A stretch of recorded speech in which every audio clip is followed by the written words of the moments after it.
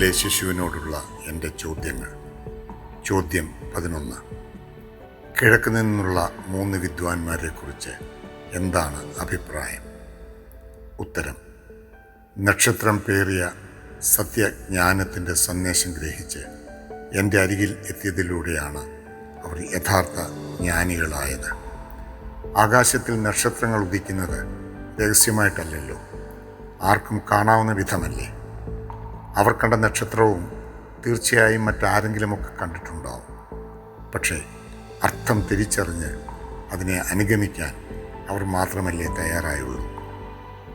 സത്യത്തിലേക്ക് നയിക്കുന്ന ജ്ഞാനത്തിൻ്റെ നക്ഷത്രങ്ങൾ എല്ലാവരുടെയും ജീവിതത്തിൽ ഉദിക്കുന്നുണ്ട്.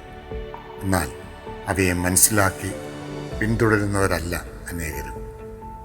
നിന്റെ ദൈനംദിന ജീവിത അനുഭവങ്ങളിൽ തെളിയുന്ന ജ്ഞാന നക്ഷത്രങ്ങളെ നീ തിരിച്ചറിയുന്നുണ്ടോ?